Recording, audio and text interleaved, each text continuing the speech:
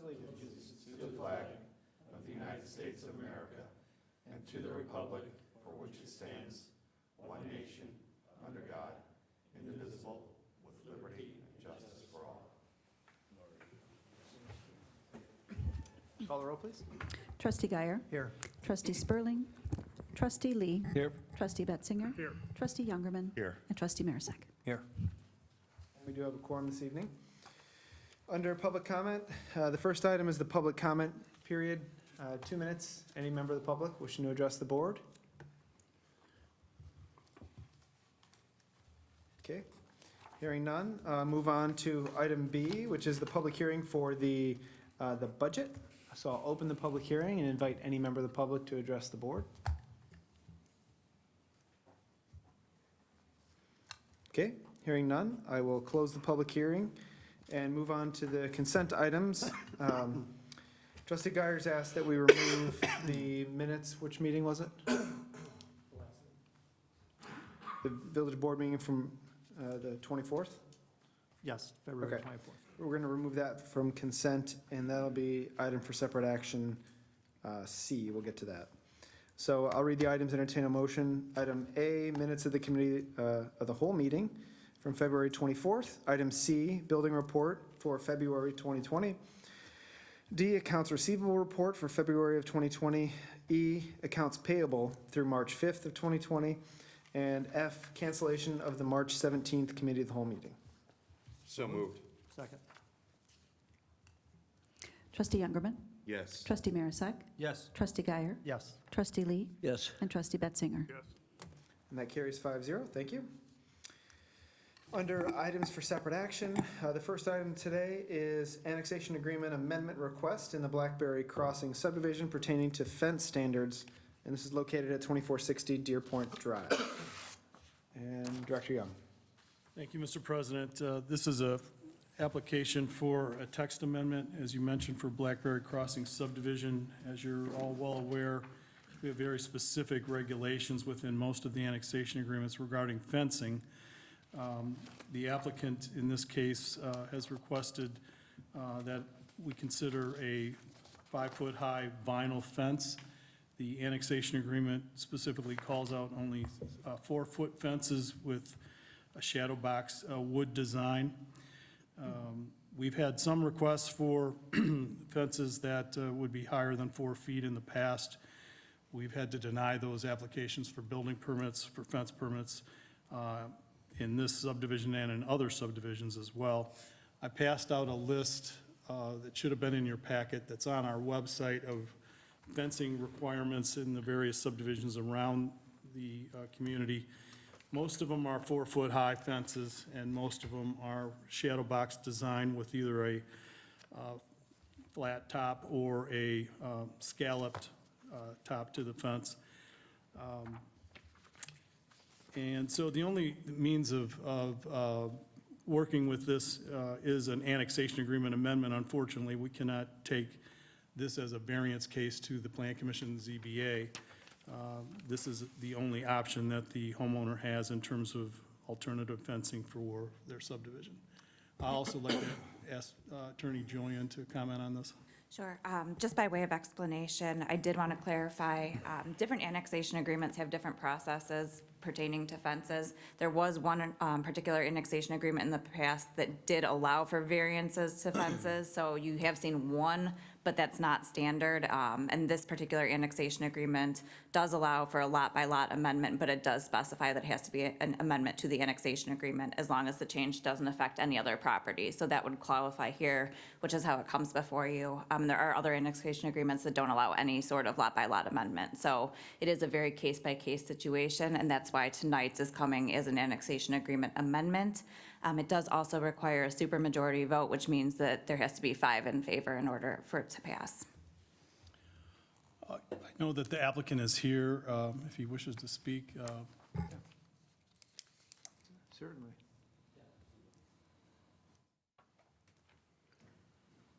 How you doing? Good, how are you? Good, thank you. Pass these around for me, please.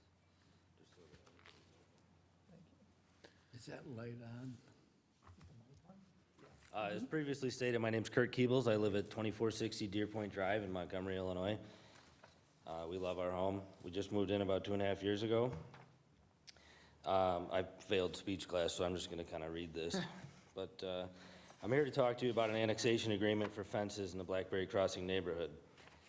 My wife and I would like to install a 5-foot white vinyl privacy fence. However, it is not permitted due to the annexation agreement. This comes down to the safety of our children. Last year, we were advised by a neighbor that backs up to our property that a child molester moved in. His name is Jorge Luis Francis. He lives at 2459 Summerwind Lane, Montgomery, Illinois.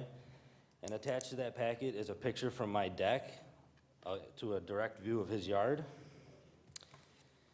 You can see how it's particularly concerning. He's convicted of aggravated criminal sexual abuse to a victim younger than 13. I have 2 boys. One's 2.5, the other is 15 months, and I have a third on the way. Our neighborhood voted out, I apologize. We live in a community that's growing, and with growth comes families, and if you look around, we have more kids in our neighborhood than adults. Our neighborhood voted out the HOA years before I moved in. From what I understand, there were many reasons for this. That being said, when I purchased my home purposely in a non-HOA neighborhood, I thought that meant my fence guidelines would be those under the city code. That turned out to be false. We're only allowed 4-foot shadow box cedar. These fences are deteriorating rapidly. The amount of TLC these fences need over 20 years is absurd. As a handicap and a father of 2, soon to be 3, I don't have time or energy to be maintaining a cedar fence. I'm not saying vinyl is the end-all be-all, but it certainly requires less maintenance than cedar. Moving on, I did more research and found that my yard backs up to Montgomery Crossing. Blackberry Crossing and Montgomery Crossing are divided by yards, not streets. Montgomery Crossing can have 6-foot fences. They can be of any material up to and including chain link, which is not allowed under city code, but is grandfathered in. I don't think I'm asking too much when it comes down to the safety of my kids. We just want privacy and something that looks nice that I don't have to maintain, is basically what it comes down to. Awesome. So it's, I would say, just a bit unique that you have the ability, or that we would have the ability to amend the annexation agreement. I know that we've talked about this before in other locations where that simply required the approval of everybody that owned a home in that subdivision. So I guess you have that going for you for sure. Right. The one question I had is, because I really hate changing the game once everybody is kind of agreed to the rules, is if you, and I don't know where the board sits on this, if we were to entertain this, could you get the approval of your neighbors on either side? Absolutely. I took a Facebook poll, which has recently been removed from the group. I don't know why. Yeah. It was 179 people in support and 6 not in support. I But think your that's a neighbors pretty left, on overwhelming the left and majority. right, they wouldn't be opposed to it? No, not at all. I actually spoke to both of them. My neighbor on the right had a white vinyl at his old house, wants to have a white vinyl, and the neighbor on the left has no interest in getting a fence. Okay. If I may say a few things, I'm the one that told Mr. Keebles to come before the village board. He's a friend of mine. I wanted him to do this the right way. And I knew also, he called me and explained to me the situation.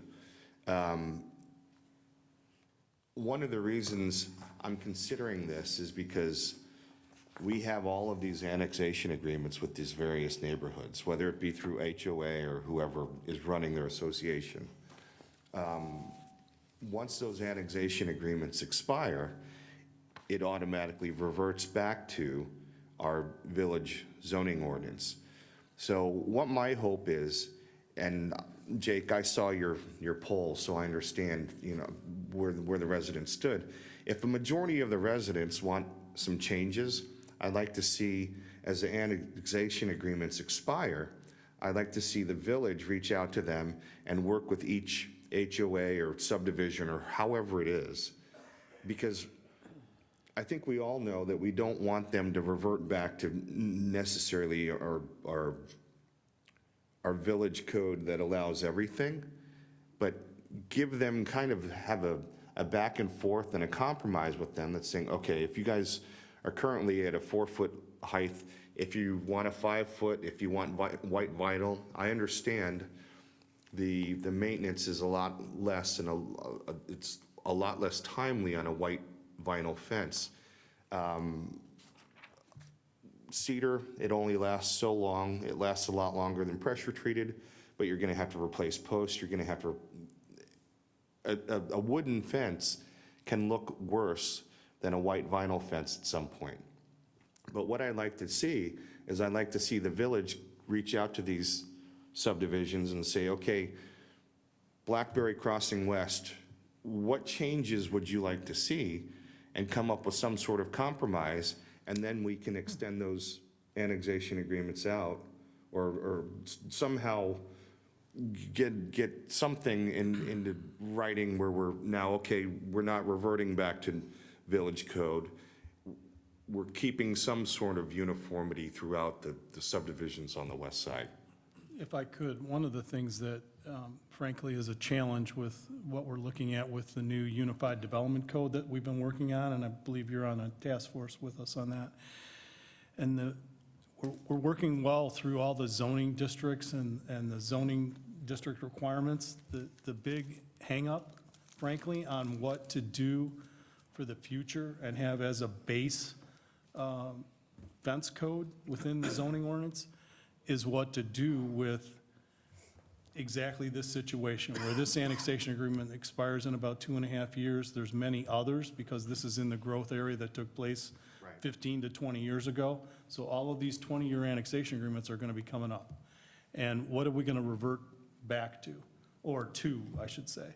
And what does that fence code look like? And frankly, when we told the CMAP people that are helping us do this, they couldn't fathom the fact that we have all these issues over fences, that this is our biggest zoning challenge, or one of our biggest zoning challenges, is how to deal with fences. And it all goes back to what happened in the annexation agreements 20 years ago, 15 years ago. So this is a broader issue than just this in particular, this particular applicant or this particular subdivision. He's absolutely correct. Adjacent to his backyard is another subdivision that has a completely different fence setup that's allowed. So how we deal with this on a piecemeal basis is going to affect what we do with the Unified Development Code that I'm hopeful will be adopted by the end of this year. So I would just offer you keep that in mind in terms of how we move forward on this particular case. It will affect, I believe it'll affect what happens with the ultimate fence code. Well, unless we're willing to, I mean, we can't extend any of the annexation agreements, nor would we want to, but perpetuating differing fence standards going forward, I think would make some of your staff probably a little crazy. Well, yeah, it's a situation where these fence codes have been established as part of these annexation agreements basically because of an aesthetic reason.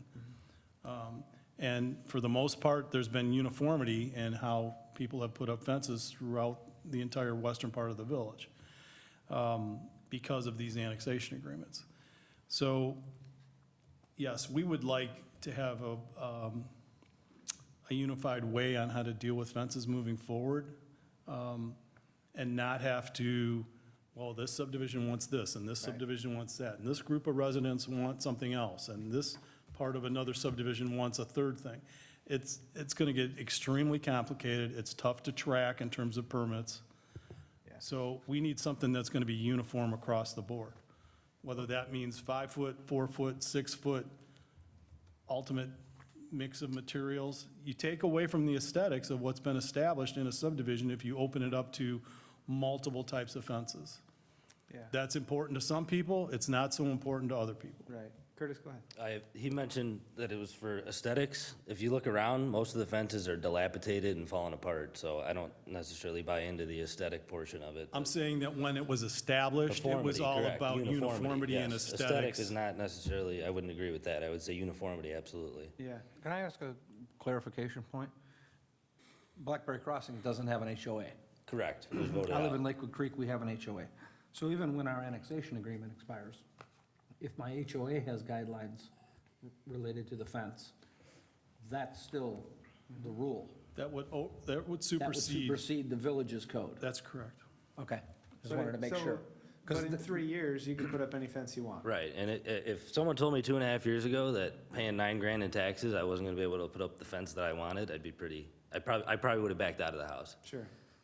See, and that's the same problem we have in Blackberry Crossing West, is we have an HOA, and they have fence rules. And we've tried, and we just went through this again, and I'm looking at here on my phone. So we have, 500 and some houses out there, and everybody wants pools, sheds, and fences.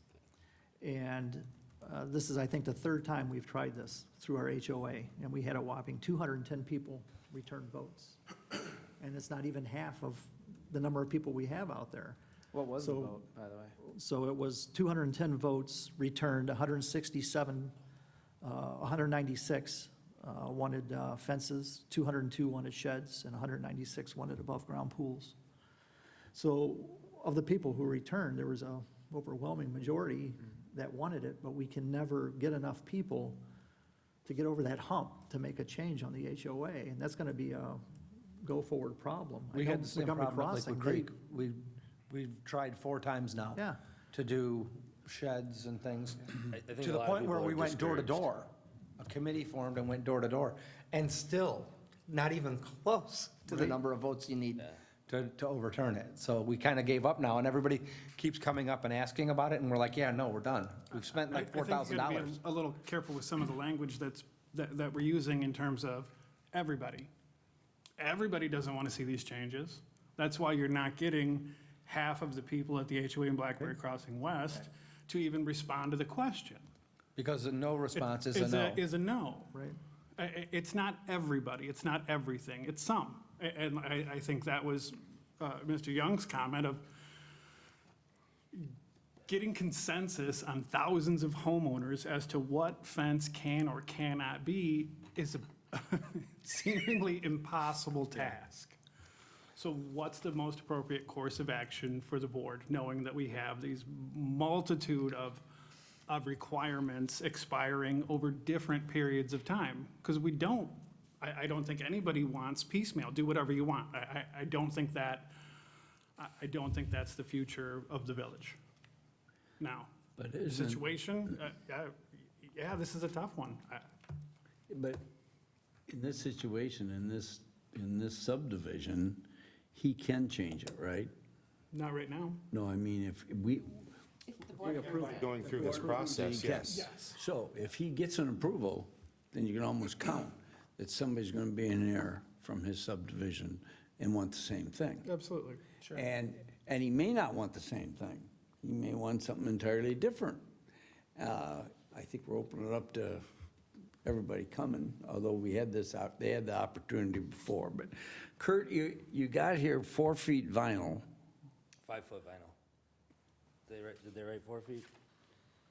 Okay, to the left you had 4 feet, and everything here came out with 3-inch board, 3-inch. Oh, yeah, that was just quotes he was working out. I apologize. The final say was under fence description, it's 5-foot vinyl Okay, with 6-foot sections. and they're 3-inch whiteboards. Correct.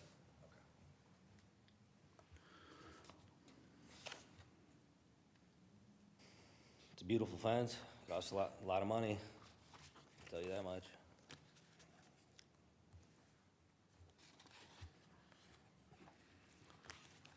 Yeah.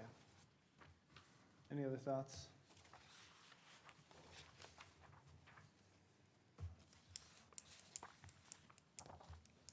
This annexation agreement expires in 2.5 years.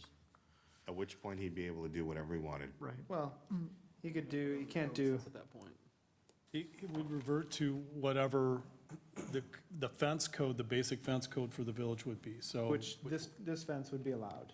The only Yes, thing I 5-foot couldn't have is vinyl. chain link. That would be the only fence that I could not have. I could have 6-foot, anything of any variety. That's unless the board doesn't come to a unified code proposal for fences, like Director Young was speaking about. Correct. if the code stayed the way it is today, in the new Unified Development Code coming by hopefully the end of the year, like I said, he would be able to put this fence up in 2.5, 3 years, whenever the annexation agreement expires. But even, because our HOA goes through the fence thing, the same as your guys. And they want different materials and those sorts of things. If we were to come up with a unified code for all of the village and change our, excuse me, our fence ordinance or whatever it is, I would be willing to consider this fence. Because what I'm hearing from a lot of people on the west side is, oh, I don't want a wooden fence. I don't want a 4-foot board on board. I don't want a 4-foot Gothic. I don't want this. I don't want to have to stain it every 2 or 3 years. Or replace it in 15. Right. As a trustee and going forward and knowing that at some point we're going to do a unified code, I would allow this in my unified code. I would open up, we're restricting our fence ordinance by going to a unified code. We're being more restrictive on our fence ordinance, but I would still allow this. I don't think I would allow 6 foot. I'm 6 foot. At least in our subdivision, the conversations we have is we don't want it to be like a prison yard where you can't see over the top of the fence, right? Okay, I'm 6'1". I can see over a 5-foot fence. Most people can see over 5-foot fences. Part of it, though, is that if you've got a 5-foot fence, people can't necessarily see in to see your little kids playing in the yard. And I like that idea. I like the fact that they're protected a little bit. They're a little bit, they're disguised.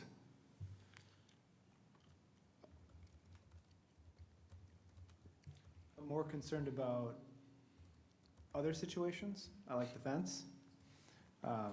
I wouldn't mind having that fence adjacent to my house, but the next guy that comes in, or girl, that wants to put up a hideous-looking fence, that'd be my only reservation, is that what would we do in that situation? That's why I asked you if you, which we never do, we don't look at zoning, having you talk to your neighbors. I know that that's, a lot of times when people are here in front of us, that's a novel concept, to talk to your neighbors. I've got great neighbors side to But we side, do front to encourage back, that. so. Honestly, if they're comfortable looking at that fence, and the only reason why I say that, which sounds so weird to say, is you guys all agreed, I'm sure you all read the annexation agreement before you closed on your house. I had a funky closing. I didn't even know I was signing up for Oh, really? a government loan, so. Nice. Everybody PMI. agreed to that, and so that would be my only thing, is we're changing it for you, and now suddenly, we're basically changing it for your neighbor too. So, those are my thoughts, and in 2.5 years, you could build this fence anyway. Yeah, the last couple guys came in here, remember, one of 5-foot, 6-foot wood fence, Yeah. and they and their neighbors didn't get along. And this is gonna spread like wildfire if he gets it, because then, like he said, his neighbor wants white. Well, have his neighbor come in, we okayed it for him, we okay it for you. In other words, you're gonna have people in there all the time then. And it's just because this one subdivision is lot by lot, like. Well, and there's no HOA, there's no other governing. Is it bad to body. give the taxpayer what they want, though? I mean, I don't understand why that would be such an issue. I understand you guys have your codes, but we pay a lot of money in taxes. A lot of money. Taxes is one thing, taxes to the village is Yeah. something different. I understand that. Yeah, it's. Does staff have recommendation? We recommended that it be denied at this time. Okay. And there's no actual annexate, like ordinance attached to this? We would have to work up an ordinance, but this was discussion. Yeah. Okay.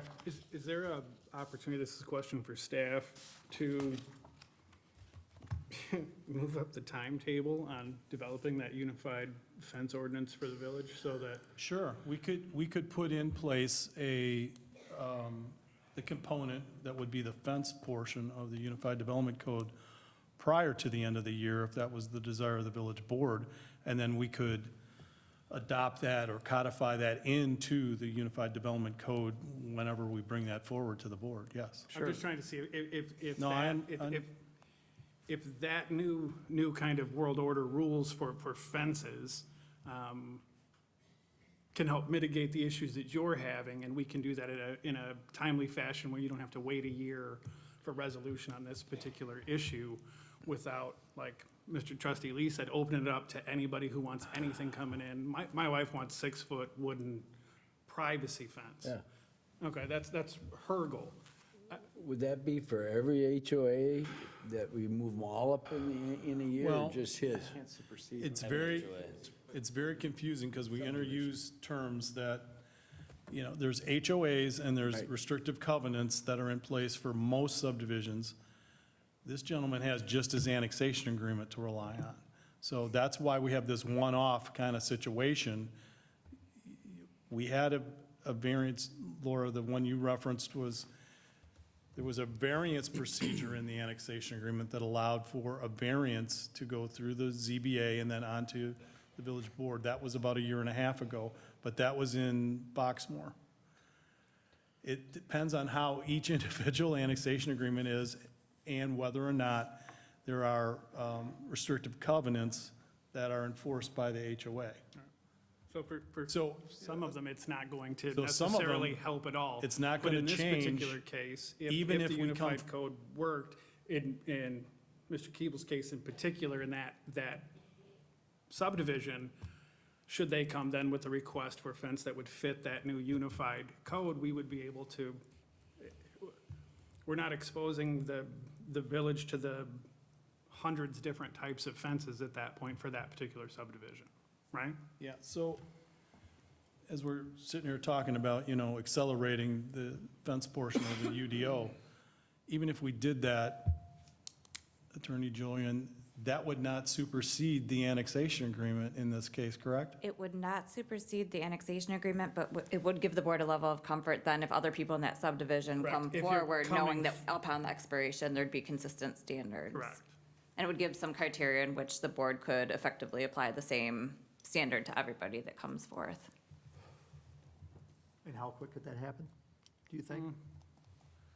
Well, I think in the next 2 months, we'd have to have a public hearing before the Plan Commission, and then bring it forward to the board with their recommendation. And it would be a heavy topic. I mean, we would have to sort through this with the commission Right. on a recommendation. Yeah, and I like that too. I like that idea because and honestly, you want to know how many types of fences there are? Drive down Concord, turn off Galena, drive Concord all the way to Dixon, and there's every type of fence known to man in there because everybody has different standards. And, yeah, why I understand your situation. I would be more comfortable if we had a unified code so that when he came back in, we could say, yep, this is the type of fence in the code, go for it. And if somebody else came in, they want the same type of fence or a fence within the code, then we would have a set of parameters, because it's a hodgepodge out there now. And I don't want to add to that, more people putting up different kinds of fences, something that we would not want to agree to as a board. I'm with Steve, I like this fence. I would agree to this being in it, but I would kind of like to get that tied down, and that still gives him enough time within I'm the going to vote construction in season. favor of this fence, knowing full well that as this unified development ordinance comes into effect, that this fence is part of the unified development ordinance, or whatever you're calling it, UDO. So I'm going to vote in favor of it tonight. There's no reason to make him wait 2 months. There's got to be an efficiency here. And jerking him around and making him come back and do this again after we get our UDO stuff worked out. Quite honestly, we should have been thinking about UDO a year or two ago. We've got things that are getting ready to expire. I think we were. I mean, that's the CMAP meetings. We were in those meetings a year ago, starting these Right. conversations. The complexities require some time. Now, like my question for Director Zung is, can we move that timetable up? You know, I'm appreciative of Mr. Keeble's coming. I don't feel like the village is jerking anybody around. Moved into a subdivision and has some rules. We want to, he's here before us because this is the mechanism to change those rules. It's what it is. The assumption that that fence will be part of the UDO, maybe, I don't know. I think that's what Mr. Young was talking about. It's gonna, some good, hard conversations is gonna have to happen. Because again, gaining consensus on what people want to see in their neighborhoods, it's across the board. Now fundamentally, I agree. It's my, you know, it's my house, it's my lot, I should be able to put up the fence I want to put up on my fence. Okay, but there's some parameters. There's some parameters that need to be set. Well, not to mention though that, you know, like I said, the neighborhood that backs up to me, I'm Right. looking at every single type of fence possible. Absolutely. And my yard can't have it? Right. That just seems like an arbitrary rule. It's just on paper, you know, Well, you're also looking at a sex offender too. my point, so. Well, and we don't, as you know, we don't legislate around registered sex offenders, you know I that. understand that. I don't, my And so next that actually topic would be doesn't his weigh distance from the into- school. What's that? So my next topic would be his distance from the middle school or Yeah. elementary So that's school. not weighing on my decision at all. My thought is, I like the fence. And if we're looking at changing our fence standards, one, mind you, this is currently allowed under village code. I can't see us ratcheting up tighter than this. That would prohibit us from doing a 5-foot solid vinyl fence. That's fairly standard in the industry now. So I'd be more along the lines with Steve to say, let's rock and roll with an amendment here, assuming, in my opinion, having an email at least from your neighbors to say, I don't mind looking at that. Sure. And then we'll see what we want with fence standards. That will get fairly like heated. Like, it's almost like a shed conversation at an HOA. Yeah. We don't know what the consensus of the community will be, and it's going to be tough for us, as it's 7 folks, to figure out what the consensus is, and then, foreshadowing a little bit, I probably see us ratcheting up our standards slightly, but this whole conversation has been on the west side of town. There is this entire, you know, downtown area where I used to live, where they absolutely still want to do, and again, this is anecdotal, there are folks that still want their chain link fence. There are folks that want, you know, their 8-foot privacy fence that's been grandfathered. So that's gonna be our disconnect, is the newer portion and the aging portion of town, frankly, and it could get pretty heated. So I don't know how long that'll take, but I'd be in support of the amendment, which is not before us tonight, and so we wouldn't vote on it tonight, because we don't have the actual amendment drafted. I'm in support of As long, Fast-tracking well, as this. long as everybody is in agreement with this type of fence for the UDO, and we can agree on that tonight, and, you know, 2 months from now or whenever, we don't say, well, no, we've thrown this out, we changed our mind.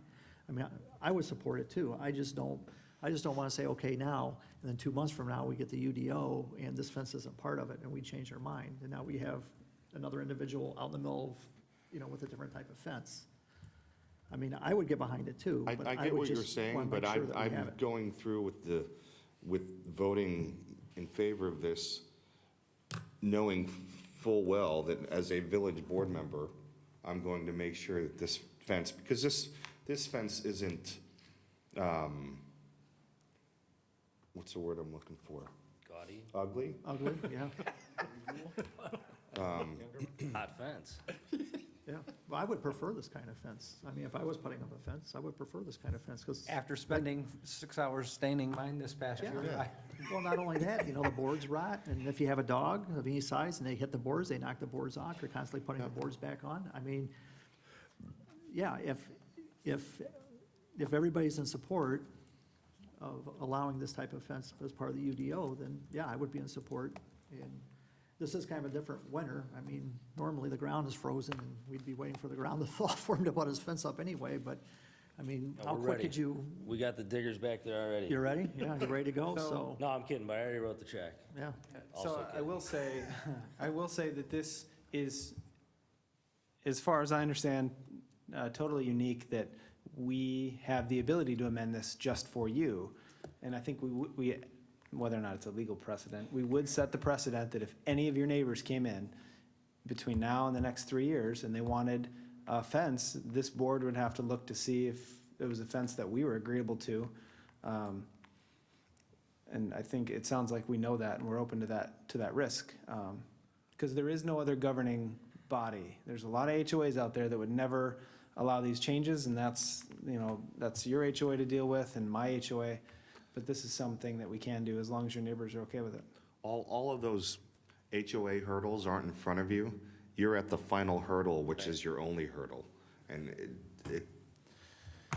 All right. I wish my HOA. If I could, just Yeah, go ahead. 2 points. I just read that the annexation agreement would be up in August of 2023, so it's 3.5 years, but for what that's worth. And I just lost my train of thought. Keep in mind, we're not going to be able to please everybody in the village in terms of what type of fence they want, Right. regardless of what we do with the UDO, regardless of what you do with this request for amendment. We're never going to please everybody. It's just not possible. Okay, I agree. Thank you. What I'm looking for is the 150 people in his thing are probably gonna be calling you pretty quick and saying, I want a 5-foot plastic because it looks so good. But you're also gonna have 150 people from his subdivision that says, I like that fence, I want, and you're gonna have to say, nah, can't do it. Call your HOA. With all due respect, how many subdivisions are divided by backyards and not streets?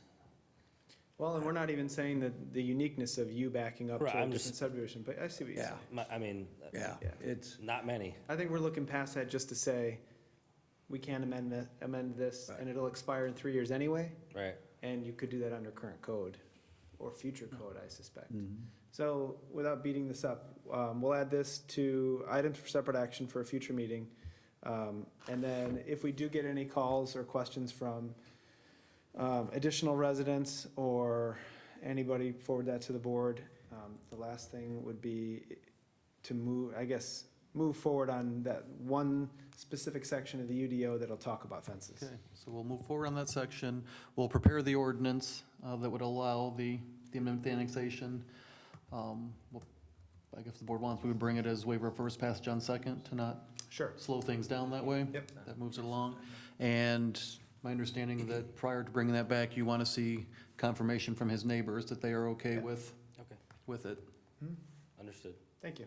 Thank you. Real quick, too, what else does that annexation agreement restrict, do you know? It restricts Mr. fences. Gables, you can sit down. think Thank it you so much varies. for, I think it varies based upon each subdivision, doesn't it? But you're asking about this Yeah, this specific particular- annexation yeah. agreement? I don't know all the I'm details just of. curious what all is, I'll have to get back to the board on that. Mailboxes, Will you get him a Mailboxes? copy of that'll be the, another big one. annexation agreement? I'd be so you happy can to read through send it? Trustee Very Guyer a strict on copy. what of the kind of annexation. mailbox you could have. yeah, just email it to me. I'm just curious on Yeah. what else it Now you can have one, restricts. you'll have one that's like a fish or Awesome. a cow, whatever you want. All right, thank you, appreciate it. Thanks, Jake. All right, so we're gonna move on to, can we go out of order real quick, just so I don't forget? Item C for separate action is the minutes from the village board meeting of February 24th. Dan or Penny, can you highlight the word correction? You want me to do it? Yeah, so it's under items for discussion. B, unincorporated water tap policy, second paragraph, 7 line down. It starts, it says installation fees, and that should be annexation fees. Is that a motion? Yes, that's a motion. Perfect. Is there a second? second. He's changing one word from installation to annexation. And there's been a second. Yes. And that is the movement, moving down of B? Yeah. Yeah, And second minutes with paragraph, those so- words. In the minutes with a slight amendment, or correction. Okay, go ahead. Trustee Guyer? Yes. Trustee Lee? Trustee Betzinger? Yes. Trustee Youngerman? Yes. And Trustee Marisak? All right, that carries 5-0. All right, moving back to items for separate action. Letter B, the classification and comp study. Okay. I've started putting it now on items for separate action. That way, whenever the board feels you are comfortable adopting something, we'll be ready to do so. If that's tonight, great. If it's not, then it'll see it on items for separate action at the next meeting, and so on until we do something. I wanted to report back on things from the last meeting, a few questions that were out there. We did ask GovHR to relook at the water superintendent position. They did get back to us. They said they did take into account the A water license when they reviewed the position. They do feel it is slotted correctly. There were 4 positions in that pay grade. I think the range was 605 to 640. If you scored in there on that questionnaire, you were in that range. The water superintendent and the street superintendent both scored 635, so they scored the same. I talked to GovHR and got the questionnaires were filled out. They ended up being graded the same except for 2 items. The water superintendent got more points for experience. It required more experience than the street superintendent, but the street superintendent got more points for supervision because they supervise a larger number of people than the water superintendent, and those balanced out, and so they ended up being scored the same. So they do feel it's classified correctly. Obviously, the board is welcome to make any corrections you want. The one other item was, I did go back, I checked, and I had Megan check. We do not currently have any employees that are above our pay ranges, above our current ranges, and so they won't be above the new ranges either then. Everybody is currently within the top of the range, some will be below the bottom. And then I just wanted to report, we did a lunch and learn last week, is that right? Where we invited the employees to come in at lunchtime, provide some sandwiches, walk them through the spreadsheets and all that, just to make sure they understood what they were looking at, answered any questions they had. So I think they appreciated it. We got some good questions. One that came up was, we have some employees who have, I don't know if it's a significant amount of experience, but have some experience, 5 years or more, and are going to be now at the minimum, because their position is, below the minimum or at the minimum, so they'll be at the minimum. The statement I got from one of them is, if I was applying for this job new with the experience I have, you wouldn't hire me at the minimum because of my experience. So there was a question, is the village considering looking at acknowledging that if you're at the minimum or close to the minimum with a certain number of, years of experience, do we want to consider giving them a bump? I did go through and look just to be able to provide some information, taking not into account police or the officers, sergeants who were covered other ways. We have 17 employees in the village who have 5 years or more experience. Of those, we have 3 that would be less than 5% above the minimum. The others would be above that. They would be, whether it's mid-range or higher. So you have a small number of employees that it would affect, but I did want to bring that to your attention since that was a question that came up. And the report does kind of hypothesize that something could be done. That could, yes. Yeah. Yeah, they gave an example of how you could do it, but to say that, yes, you may want to think about that. And that would be something that, under the HR manual, you would have the authority to do? Yeah, Or you we look could. for the board for anything on that? I guess if you're dead set against it, Yeah, would be it'd be good to know. Okay. We don't have to decide here how it would be implemented, but if that's something yeah. I think that's within Jeff's purview of management and doing it, and I would support that, because, you exhibit good judgment when it comes to the village's funds, so I think that's acceptable. With that, we're just, again, try to answer any questions you have, and we'll continue to do so until you're comfortable. So on the water and sewer superintendent again, who completed that questionnaire for that position? I'm just don't kind know of off the top of curious my head. because that position's been in flux. And for the last several years, there's been somebody in that position that's been in that position for less than a year. And they're filling out, that is one position I don't agree on. When you look in the market, and even in their report, they make mention of the fact that sometimes you have to make adjustments based on market conditions. And I know we're looking for filling this position right now, and I would be curious to see if we could get anybody from this area that would slot in there. Because, like I said at the last meeting, I did some of my own reconnaissance, and I'm telling you, this job is getting paid more than our max that we have slotted in, so. And I hear your concern, and that's always something that we could change. But based on the the data is that I think it was the averages for the water superintendent position were a little bit higher than what we slotted them in at. I don't have it in front of me, but not too terrible in that if we hired somebody at the midpoint, and the range for the water superintendent is what, 40% Yes. from minimum to maximum? Yes. If we put them in at the minimum, at the average, it would be, they would need a 20% salary increase to hit that top. So at 3% per year, that would seem to take a while. So I don't see that as like an evident problem right now, based on the data that we have, but it sounds like it's something that we could look at as we update this, the ranges every year.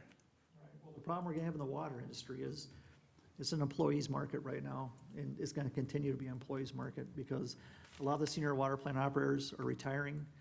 A few years back, the EPA made a change on how, what you have to do to qualify to get your license.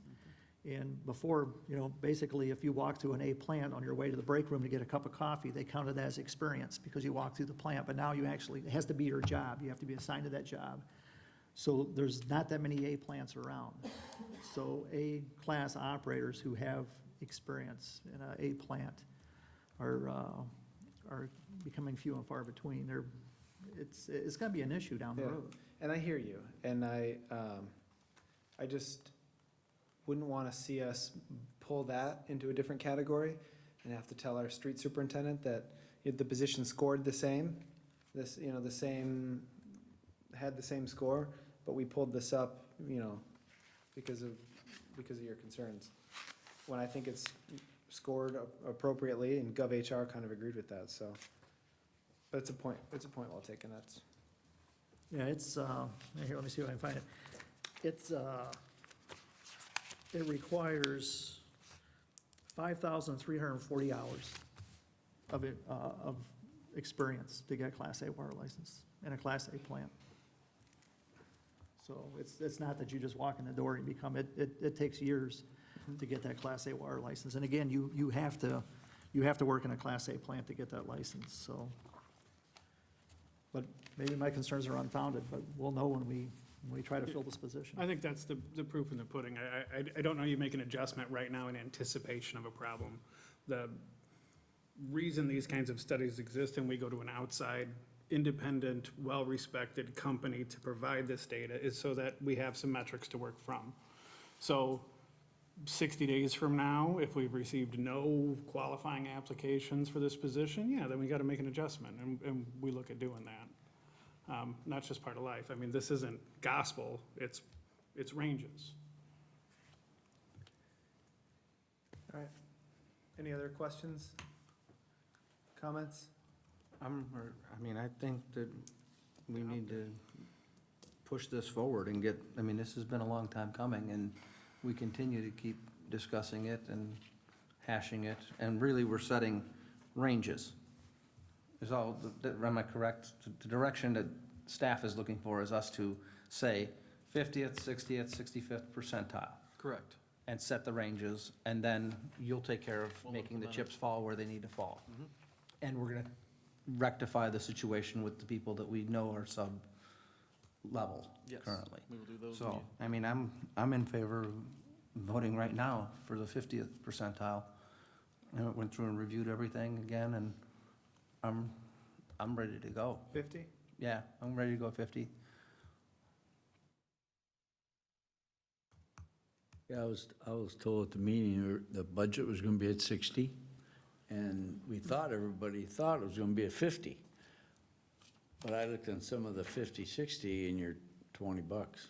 There's not a ton of difference. There's not a big difference, but there might be in some categories, because these are all hodgepodge, basically. I mean, I kind of, when I seen what they put as current salary, and then I seen what Jeff gave us as current salary, this is as of February 2020, and it's not close in some cases to ones in last November. I was under the impression that people only got raises in November, and there's a lot of people that got raises in May, and they got some in December too, or they got bonuses in May. I mean, it was I guess I didn't realize that. I don't know what I was, and some people, some of our girls, like at the police station, got 10 cents. And I go, 10 cents, 20 cents. And yet, other people, 4 grand, nothing to it. Well, they got a higher classification. But to me, I don't know who is picking who got the, is it department heads or who? It's based on the evaluations they get.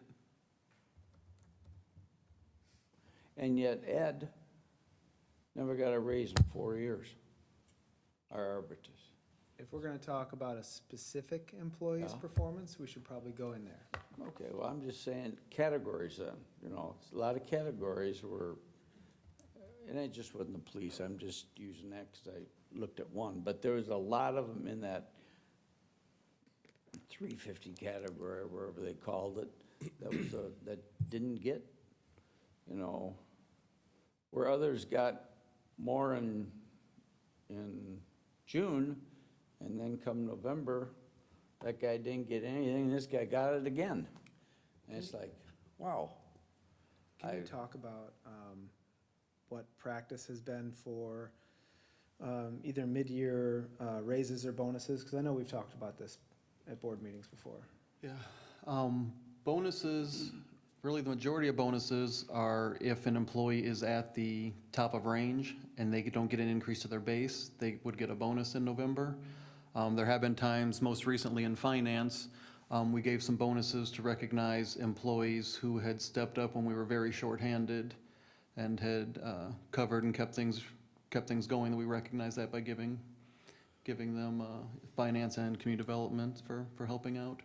Are bonuses cash, or are bonuses added to their salaries? No, bonuses are just a lump sum payment. It doesn't get added to their base.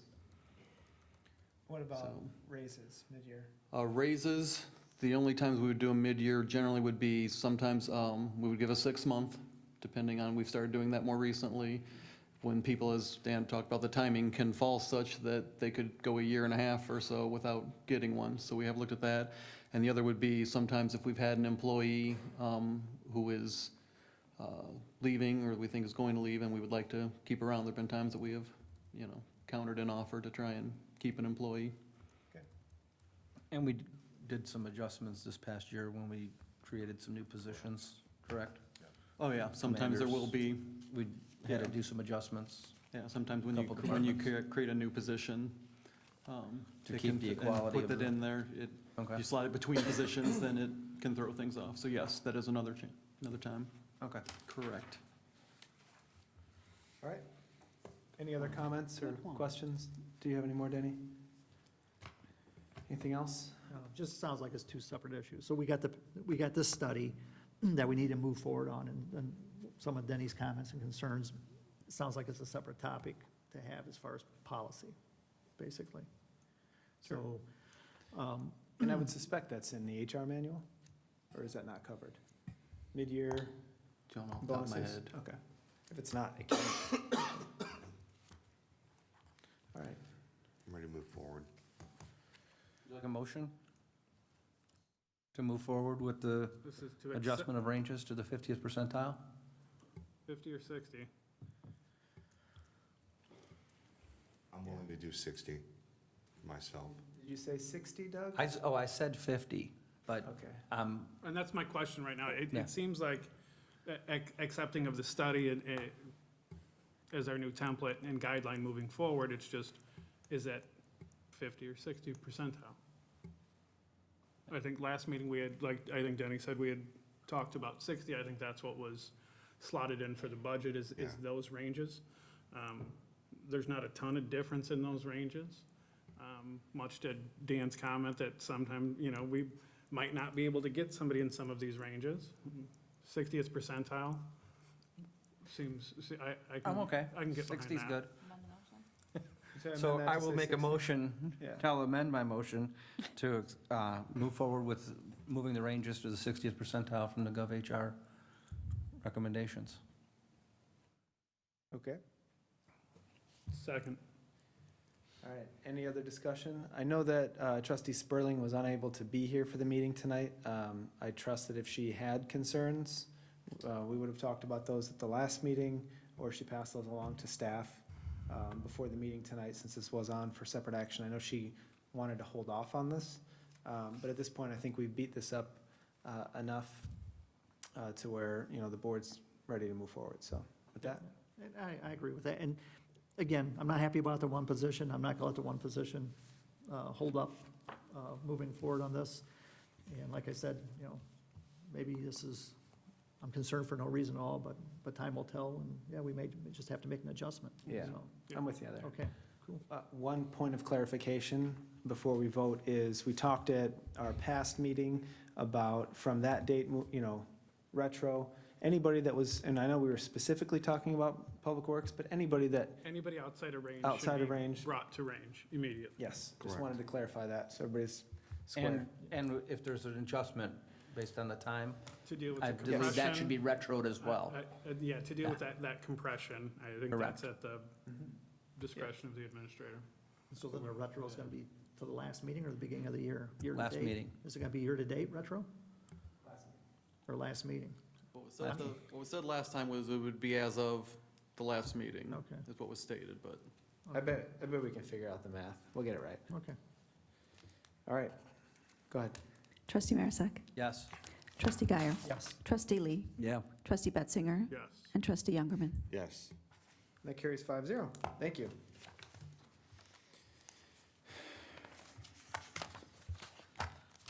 All right, moving on, we have items for discussion this evening. We have household hazardous waste and electronic waste recycling program.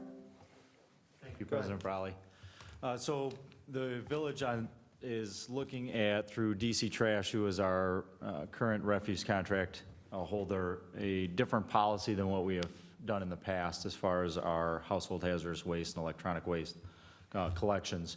Typically, the village is hosting 4 events per year at our Public Works facility. What DC Trash has elected to come forward to the board tonight to discuss is a new policy and a new procedure for this process that would be less invasive as far as time and some different constraints that are part of this program, such as weather and other weighing factors. So you see on the slide in front of you here that this was presented by Katie Neary. Katie is our municipal managing rep. Unfortunately, due to some family issues, she is not able to be here tonight. But Mr. Connell is here from DC Trash, and I'm going to turn this over to him and let him kind of walk us through the slides and go from there. Thank you, Mark. So my name is Josh Connell. I'm the managing partner for Lakeshore Recycling Systems, which is the parent company of DC Recycling Systems. We renamed the company. I didn't really think DC Trash was a great name, so I hope I don't offend anyone with that. But Katie put together a really nice slide deck here, extremely thorough. I'll try to go through it quickly in effort to save everyone's time here. So DC started service now for the last 2.5 years, and we appreciate the partnership that we have with the Village of Montgomery. Like Mark stated, we've got 4 events for electronic waste and for household hazardous waste.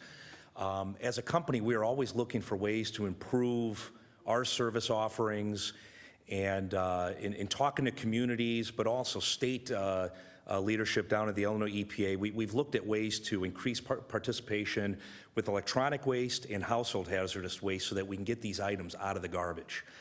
With these collection events, they're cumbersome, they're difficult. We're requiring homeowners to, borrow vehicles, load up material into their car. In the case of household hazardous waste, it can be dangerous. So there's safety concerns. They got to wait in lines. If the weather's an issue, that could be a problem. And what ultimately happens is if people have small quantities of household hazardous waste, they just throw it in the garbage. And so in an effort to kind of make it easier for homeowners, we've come up with a program where it's at your home program. So talking first about the electronic waste piece of the program, here's some other challenges and burdens that we have.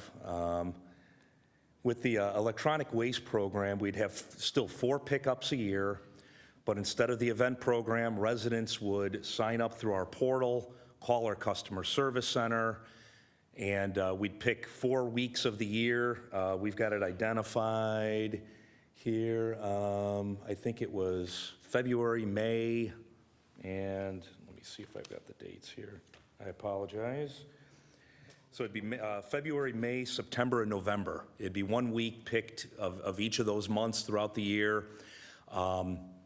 And we would let the resident know that this is the day that we're going to pick up your electronic waste. So 4 times a year, they'd still be able to do it. They could put it top of drive, so whether it's a big screen TV or small electronic components, they don't have to transport this on their own, okay? So it's a nice, easy program. Part of the web portal here, and we're already doing this with a few communities, you can kind of see here, they can kind of identify what they have so that when we have our crews out there, they know what they're looking for. With the Household Hazardous Waste Program, I'm real excited about the curbside, or it's really not curbside, the at-your-door program for the household hazardous waste because of the safety concerns. So again, like the electronic waste program, homeowners would sign up through the portal or call our customer service center. We might have some residents that just aren't as savvy with their computer or don't have a computer. They could call us, we'll walk them through, sign them up. Within 48 hours, our partner, which is the hazardous waste provider, will call them and let them know the day that they'll be there. And like the electronic waste program, there'll be a specific date. Because of some of their other scheduling that we've got in the area, if they can do it earlier and it works for the resident, there could be a little bit of flexibility there with the pickup schedule. You know, there's some cost components here that Katie put in here. So it is an expensive program for us. I didn't note this earlier, but it is part of our contract that we have with Montgomery. So it's a nice piece of the contract. Right now, this is a big issue that we're having in other communities as funding's been taken away from the state of Illinois, as well as some counties that used to fund this are no longer funding it. We're having communities reaching out to companies like ourselves coming up with programs. So fortunately for the Village of Montgomery, it's already in the contract, something that we're putting together. And we'd like to continue to do it, but with a little bit more kick gloves, where we're doing it right at the home and making it easy for the resident and hopefully increase the participation as well. So I do have some brochures here. This is some of the communication that we would put out. If I could pass this around. So we will make sure to have excellent communication.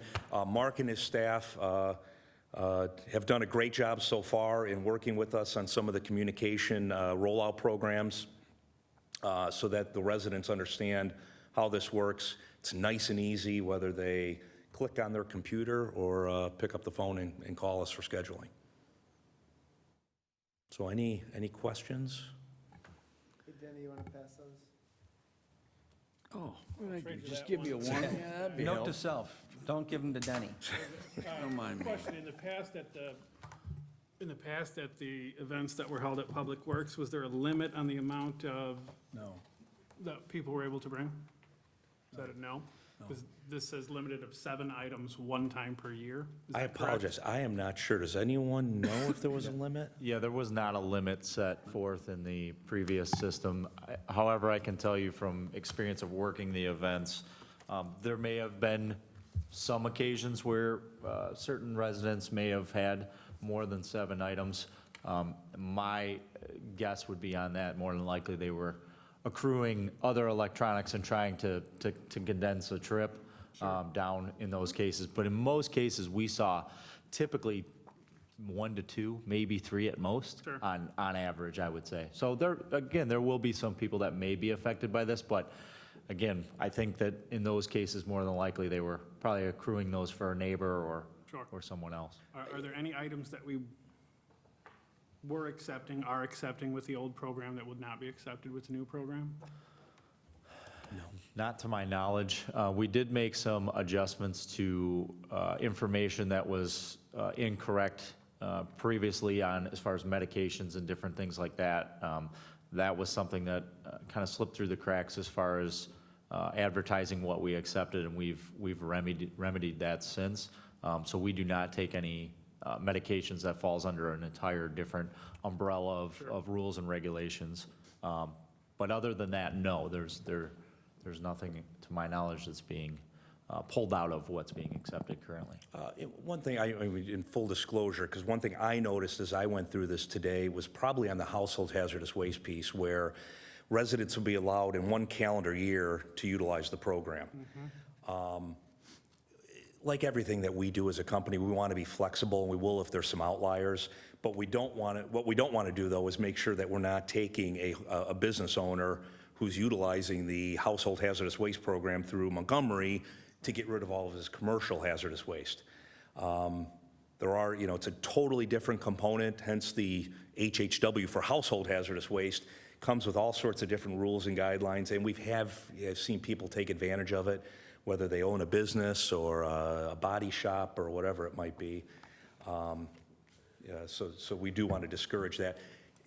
At the end of the day, I haven't seen anyone have a real issue with the quantities. I mean, you'd have to be a real hoarder to have an issue with the quarterly program for the electronic waste and the once a year for the household hazardous waste. But again, if there's some outliers, as a company, we are going to be flexible. I just don't, I'd like to have things on paper that are pretty specific, and then it allows us to have a little flexibility if there's something unusual. Just a couple of things. I'm a frequent flyer of the recycling event. I try to attend and try to help out when I can. There's one resounding, consistent comment from customers. DC trash is one of the best things the village has done for our residents. That comment comes through time and time again when I'm interacting with the residents. At the last event, we started handing out some flyers and breaking the news to people, and said this was the last event, and they said, oh, we figured that, and I said, well, we're gonna pick it up at your house now. And they were like, what?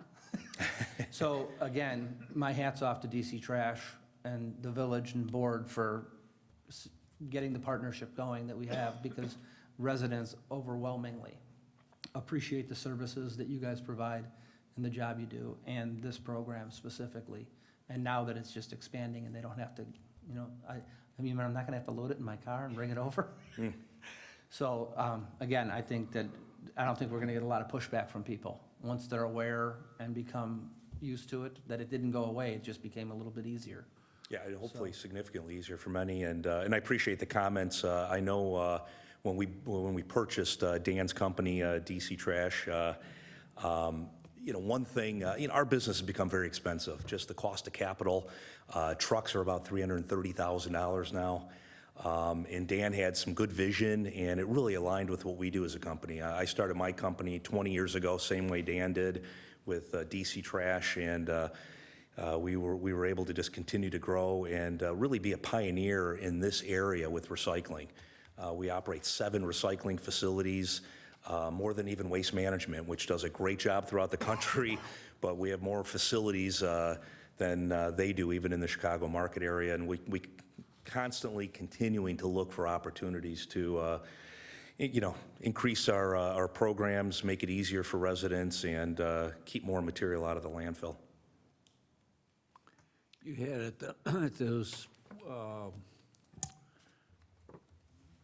ones we had, you had different trucks there, like from different people. Are these going to be different people, or? On the household hazardous waste, it's always been a different company. That's a totally separate industry, separate requirements as far as permitting. So we partner with US Ecology Group and Clean Harbors. Clean Harbors is the largest hazardous waste company in the country, based out of the Boston area. US Ecology Group is one of the larger companies in the country as well in the hazardous waste business. So on the household hazardous waste component, it is a separate company that we have to partner with. And this is like 7 items, once a year or once a quarter? That's for the electronic waste, and that's every quarter. Every quarter. Yep, so that's a lot of components of electronic waste, You got TVs. a quarter or a year. So. TVs that may go out, so you might put one out. Okay. Yeah, and let's say we have somebody that's moving and they just happen to have 8 old TVs, 9 TV, we're gonna take them. It's, you know, we're not gonna require that they move and give them to their neighbor to put out on the next collection pickup, so we will have some flexibility there, but again, that will be extremely unusual to see anything like that. It's surprising how many people actually end up renting U-Hauls Yes. to bring in their old TVs. I mean, they go and rent a truck to come and bring their old TV to get rid of it. So I see a big advantage to this for the residents, so thank you again. I just had 2 questions.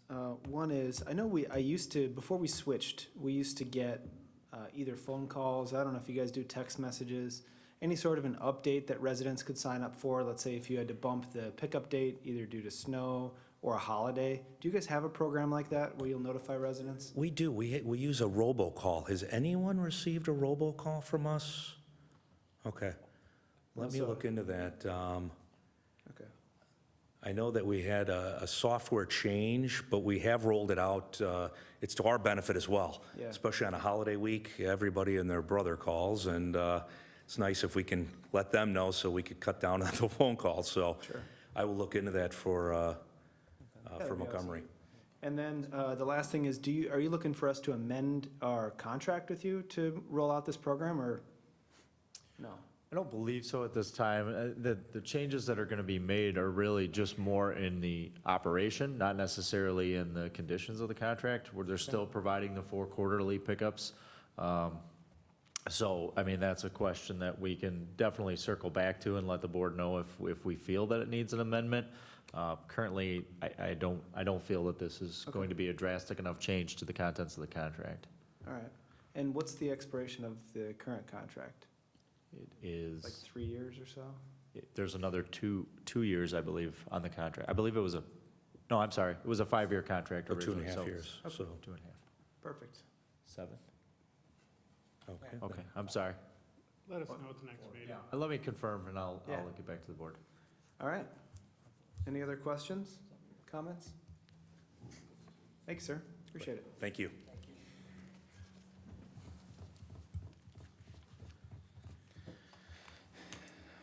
All right, moving on. Item B this evening is budget review of the capital improvement and infrastructure improvement, TIF 2, debt service, and water funds. Justin. Thank you, President Brawley. We will discuss those tonight. First being Capital Improvement Fund. The Capital Improvement Fund accounts for major governmental capital assets, not including infrastructure. Roughly 80% of the revenue for 2021 Capital Improvement Fund comes from utility taxes. We have 3 of them: electric, natural gas, and telecommunications. The electric and natural gas tax revenue streams can be somewhat unpredictable, just based upon the weather, climate change. But the telecommunications tax has just continued to go down over the years as people get rid of their landlines and just have cell phones. So you can see that. Anybody that signs up for like MetroNet pays that telecommunications tax? It depends upon if they're signing up for all 3 pieces Okay. for, It's only if they get the phone? yes. I gotcha. If they get internet or TV? TV, Okay. One of the projects that the village is looking to start slightly early in fiscal year 2020 is a space needs analysis, and that would be used to design and construct a new public works building in fiscal year '23. The Infrastructure Improvement Fund accounts for governmental infrastructure improvements. This is roads, sidewalks, paths, and such. Non-home rule sales tax is budgeted at $3.4 million this year, while we're expecting to spend slightly over $4.5 million because of projects being delayed in years past. Tax increment financing number 2 fund, this is a Aucut Road TIF district. Village expects to complete a transportation study, which would include Aucut Road design concepts in fiscal year 2020. And then in fiscal year 2021, we'd look at regional basin engineering and construction in fiscal year 21. The water fund accounts for the provision of water and sewer services to our residents.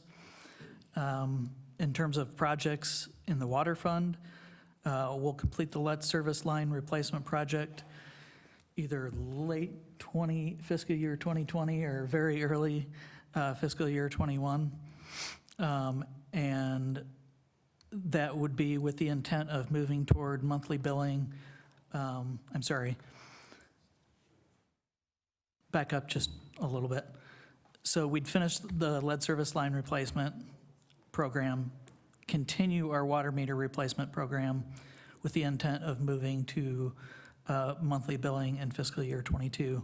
We'd bring that back to the board for discussion at a later date. Water Improvement Fund, it's major capital assets in the water fund, so that's going to be water main, sanitary sewer, and such. The main projects during fiscal year 2021 will be water main that actually goes under Route 31 to the other side. The specifics of that, if there's questions on the specifics, I'm sure Mark or Engineer Wallers could answer those. Clear well rehabilitation, and then well 14 rehabilitation. Lastly, the Vehicle and Equipment Replacement Fund, as we call the VERF, accounts for contributions from general and water fund for replacement of vehicles and equipment. Fiscal year 21 includes the replacement of 4 vehicles, 2 police vehicles, 2 public works vehicles, as well as the purchase of 1 new vehicle and 1 new piece of equipment. With that, I got, Justin, quick question. sure. So replacement of 4 vehicles, 2 police, 2 public works, and then another vehicle. Is that for administrative? What's the 2 and 2 and 1's 5? This is 4.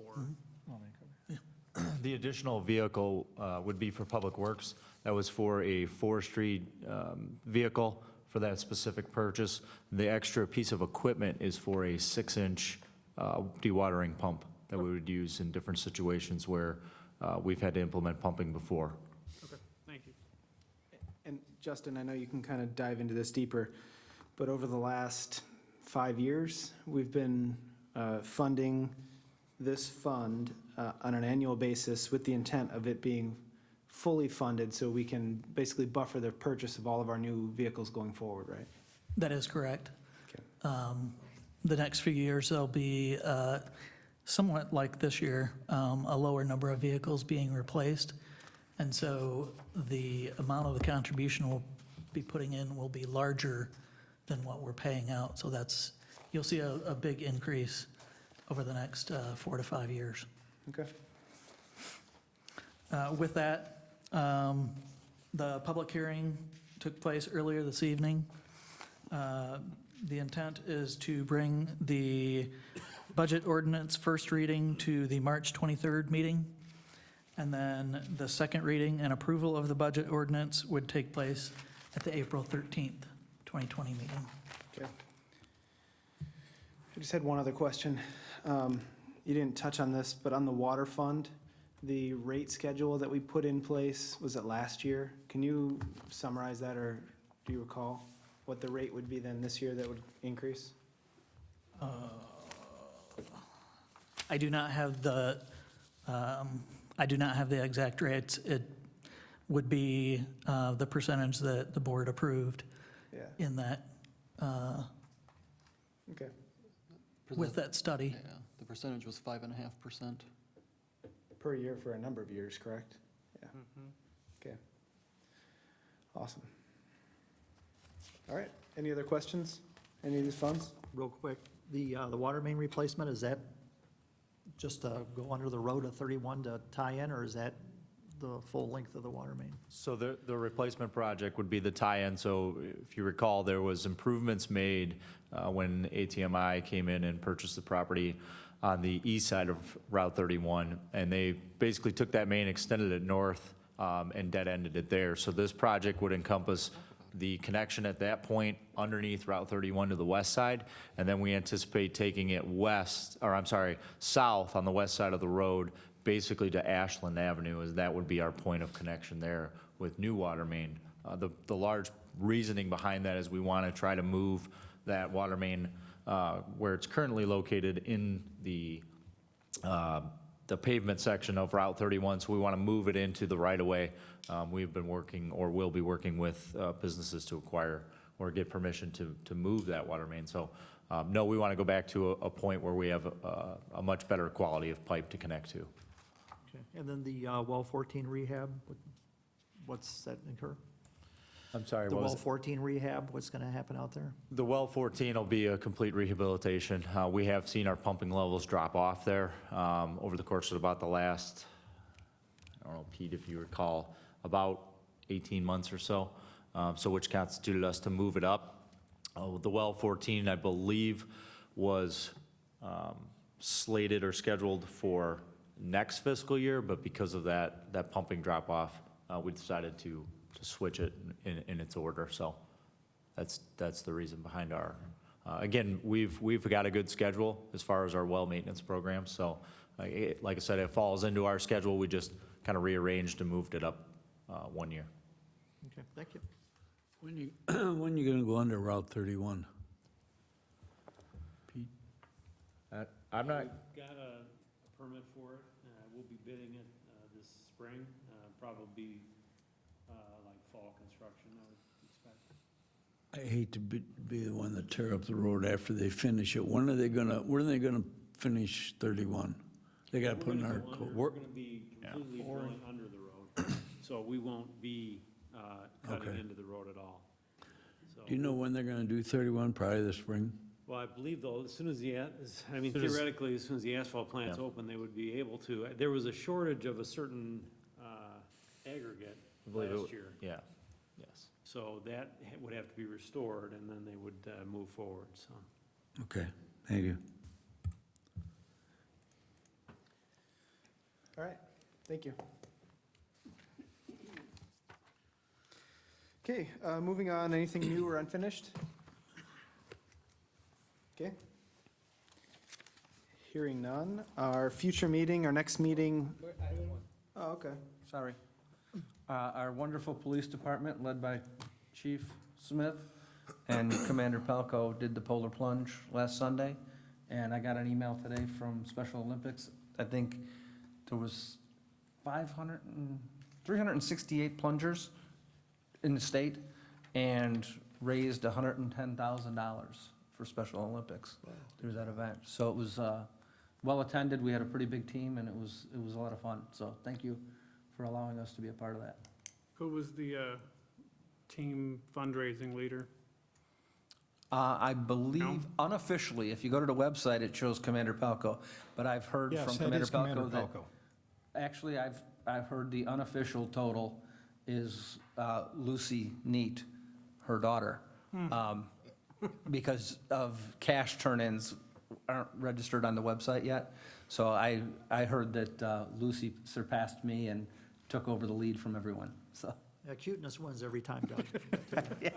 And I will give her Doug's out of this. the running, so- She went in. She went into the water all the way, and again, it was a great event. It was a lot of camaraderie and a lot of teamwork going into that whole event, so thanks.